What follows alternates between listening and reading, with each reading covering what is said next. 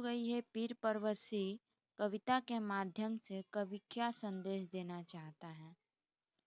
प्रस्तुत कविता में कवि दुष्यंत कुमार सत्या के सलूक से शोषित पराजित जनता की विवशता और घुटन का वर्णन करते हुए सामाजिक राजनीतिक परिवर्तन लाने का संदेश जनमानस को दिया है। भ्रष्टाचार, भाईचारावाद, शोषण की जगह इतनी गहरी हो गई है कि उन्हें उखाड़ फेंकने के लिए व्यापक क्रांति की जरूरत है। मन ही मन सोचने से कुछ हासिल होने वाला नहीं है।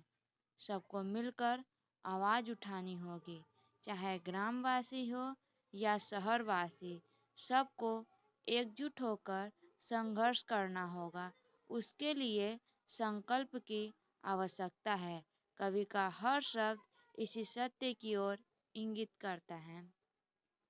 हो गई है पीर परवशी कविता की मूल संवेदना को अपने शब्दों में लिखिए। नई कविता के एक प्रमुख हस्ताक्षर और हिंदी में गजल को एक महत्वपूर्ण स्थान तक पहुंचाने वाले दुष्यंत कुमार जी हैं। हो गई है पीर परवशी गजल में कवि ने शोषण में पीस रहे पराजित इंसान की संघर्ष, घुटन और राजनीतिक साजिश आदि पर प्रकाश डाला है और परिवर्तन तथा क्रांतिकारी जीवन पर बल दिया है। कवि का कथन है कि शोषण की यह पीर, दुर्दशा की यह पीर, भ्रष्टाचार की यह पीर परवशी हो गई है। जिस प्रकार हिमालय जब पिघलता है तब उसमें से गंगा जैसी अमृत नदी निकलती है जो सूखी बंजर भूमि को हरियाली से भर देती है, उसी प्रकार कोई तो व्यक्ति ऐसा हो जो इस दुर्दशा, अत्याचार, शोषण रूपी पर्वत को पिघलाकर मंगल रूपी हित रूपी गंगा बहाए।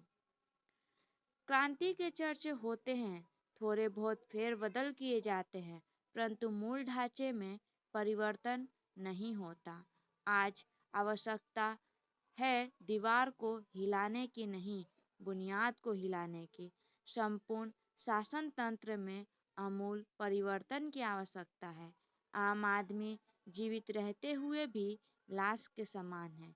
कवि आम जनता को जगाना चाहता है जिससे वह अपने परिवेश की दुर्व्यवस्था को दूर कर सके। जब तक क्रांति नहीं होगी तब तक परिवेश नहीं बदलेगा। उनका मानना है कि अगर इस व्यवस्था में परिवर्तन लाना है तो जन क्रांति की आग को जलाना ही होगा। इससे कोई मतलब नहीं है कि आग जलाने वाला व्यक्ति कौन है, मुख्य है आग का जलना। कवि का उद्देश्य केवल शब्दों का जाल फैलाकर हंगामा मचाना नहीं, बल्कि देश के सूरत को भी बदलना है।